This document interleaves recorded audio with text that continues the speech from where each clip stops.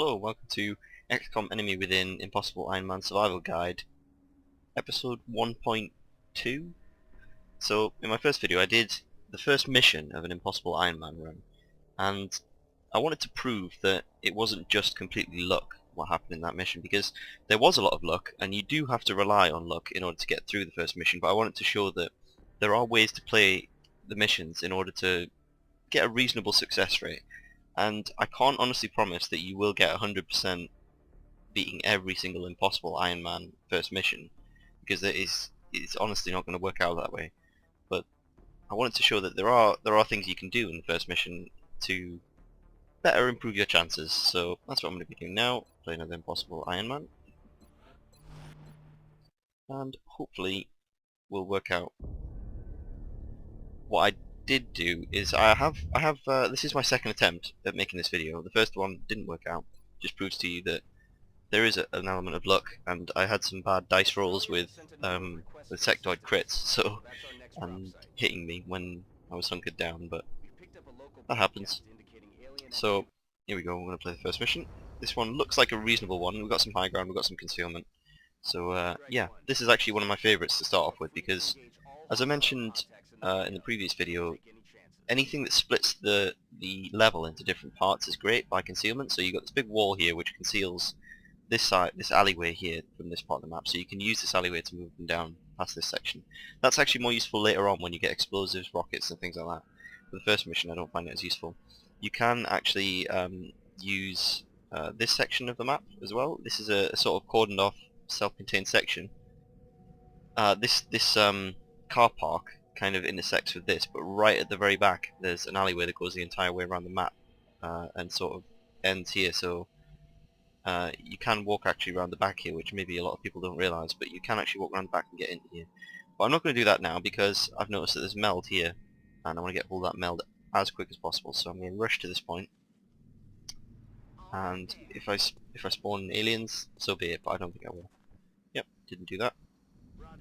So you want to get to that meld as quick as possible, because in the first mission meld is incredibly important. The first meld canister is worth 50 meld because of the research bonus, as I mentioned in the previous video. So it really is crucial, and that's part of the rolling the dice of the first mission really, is that you want to get the hold of that meld. So here we go. I'm going to get myself in position to breach this door, grab the meld, and then hopefully deal with any aliens inside.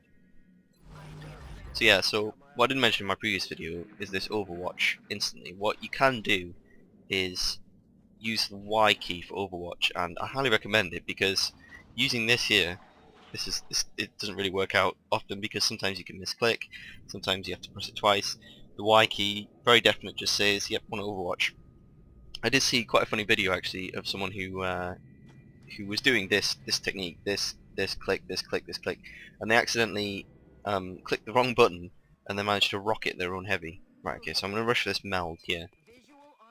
Okay, free meld. That's brilliant. That's exactly what we need in the first mission. So being able to get that meld is incredibly important in the first mission, and if you don't do it, honestly, just start again if you can't get a single meld. It's possible, but it just makes life so much harder for you, and I wouldn't advise it, quite honestly. Okay, so great thing about this room, there's a lot of heavy cover. Most of it is destructible. The walls, these sections here, you can blow all these out. In fact, I don't think there's any heavy cover in here that isn't destructible. Yeah, that's the case really. So what I'll try and do now, see if I can find the other meld. As I mentioned, the meld it gives you a general direction to walk, because it's a bonus if you get it, and you're going to be looking for aliens anyway, so you may as well walk towards the meld. So what I'll do here, I won't be able to see anything in there, but I will be able to see things that come through the car park through this door. So I will move forward, facing away from that direction, because that is where aliens will come from if I spot them. Let's see how this goes. Dash to here. Right, so what I'm doing here, Y, tab, Y, tab, Y. There you go, Overwatch, Overwatch, Overwatch. That's the easiest way to set all your entire squad on Overwatch. So when you're not rushing for meld, and when you're not engaged in aliens, the way to move is move a single unit and then Overwatch. because that means that if aliens, as they patrol, they move around the map during the turn. So as they do that, if you come into contact with them, you get free Overwatch shots. And although with rookies it's very rare that an Overwatch will hit except in point blank range, it's still nice to have those extra dice rolls to try and do a bit of extra damage. It can make a big difference that if you even just hit one sectoid for 2 damage, then that's going to make it so that it dies instantly to a grenade rather than um, having to take its entire health down and hoping for a 4 or a crit, which is never good. So what I'm going to do here, as I did on my previous playthrough, is set up one person to do the spotting and everyone else to do the flanking. So I'm going to run these around here, spot if there's any aliens in this room with this soldier here. Actually, it looks like they're outside, so I might want to reconsider that one. Ah, there we go. They've done it for me. So they've come in here, and then I'll get some free Overwatch shots. 4 Overwatch shots, so he's probably going to die. Yeah, so that's all the rookies hit there. That is, I don't think I've ever seen that happen. So that's one bonus. So we've now got 1 active sectoid, and for some reason he's not taking cover, so this could be a free kill. Let's see. Who got that last hit? I should have been paying attention to that. Because you need every rookie to get a kill if you can. So what I'll try and do... I don't think it was this one. I think the ones at the back are more likely to have gotten the kill, so it's probably this guy who got the kill. Then it was probably this guy actually, so maybe that was a mistake. But never mind. So we're okay now. Just put everyone on Overwatch, wait for the next turn, wait till we've got full turns.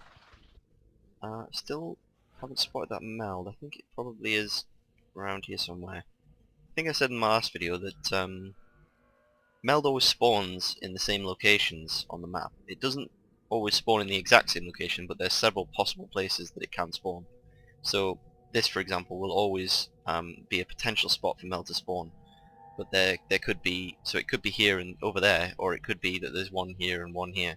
But that's the possible spawning locations.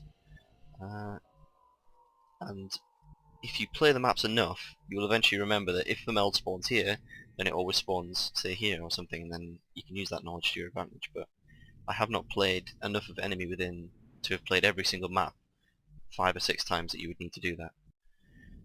Okay, so they've opened these 2 doors.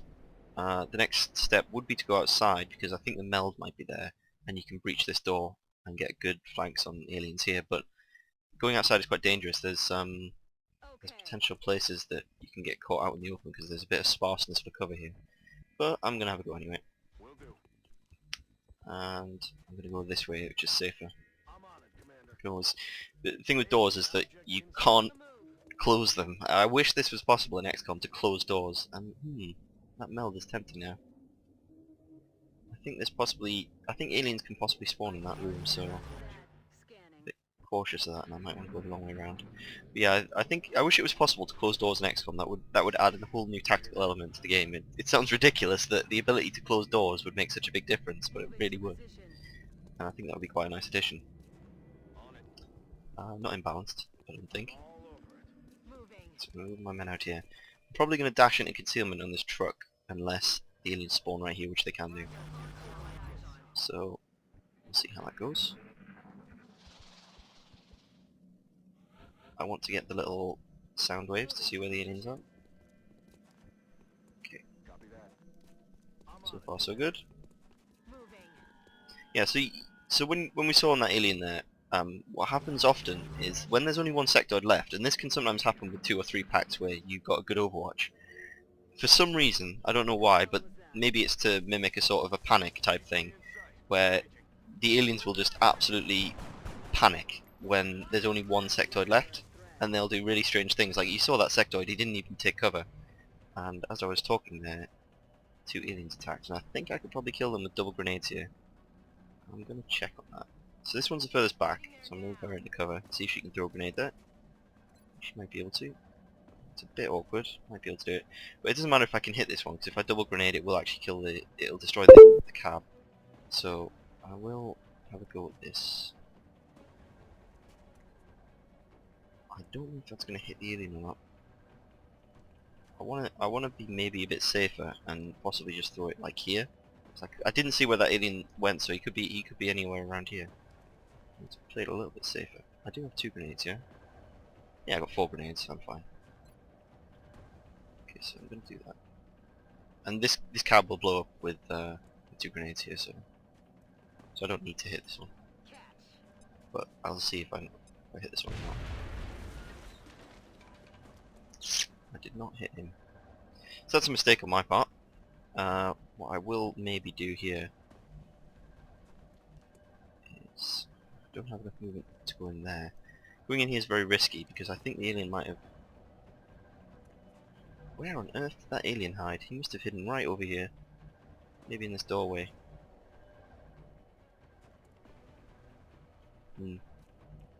Well, I've kind of made a decision that I'm going to have to stick to now, so I'm going to have to throw that second grenade and kill the alien. Just wish I could see where the other one was. Maybe I can get a hit on him. Just want to just narrowly... Yeah, maybe that'll do it. If I can just get a hit, then I can find out where he is. I should have paid attention. It's my own fault here.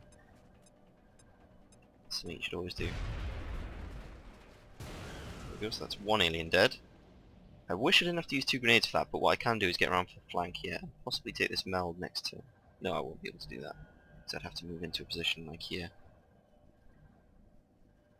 If I move here, I will be able to see whether there's a sectoid or not, where the sectoid is, because you can see through the cab, so I'm going to move there just to be sure where he is. Yeah, see? Narrowly out of the line of fire there. Sneaky. I don't think there's anything I can really do in this position, but it's good to be able to see him there. I don't think he'll move forward, because sectoids, when there's one left, they tend to be a bit more careful. So yeah, he's running away. He might even dash here. Yeah, there we go. Dash. Right, at this point, this is where you can get yourself in a lot of trouble here. Rushing forward to kill this sectoid, because it looks safe, because he can't be on Overwatch because he's dashed. But I don't think it'll be easy for me to get a kill in this situation. So, because I can throw a grenade over there. Let's think about this. This cover is going to destroy next turn, so I don't want to... I could use that to my advantage, so that when the cover breaks, any sectoid movement I can Overwatch. That could be an advantage, but I can always move around to here anyway. I'm going to do that. Nearly just misclicked that. Let's have a look. Yeah, I'm going to move into concealment here. And then... Tricky, isn't it?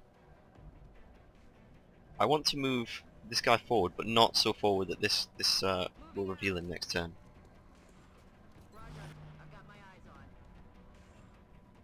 So I'm going to move on to this cab and then I can Overwatch and shoot through the gap between the cab and the truck. Trailer, in fact. Let's see how this works. Yeah, so as I expected. There, so we're going to get some Overwatch shots here, and he probably will move into a position where, in fact, might even just get a kill with that Overwatch shot if you're lucky. There we go, so we're going to get more Overwatch shots here actually. I'm being very lucky with these Overwatch shots here. That means that I can kill that sectoid with a grenade now, so I need to watch carefully where these run to, these sectoids. So this is the last pack of sectoids. Okay, that's annoying, he's separated from them. And I don't have grenades on these two.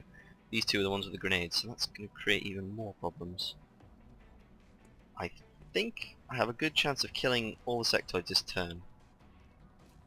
If I rush forward with grenades. Luckily that cab destroying itself has made life a little easier for me. So these are the last 3 sectoids on the map, because I killed a pack of 3 here.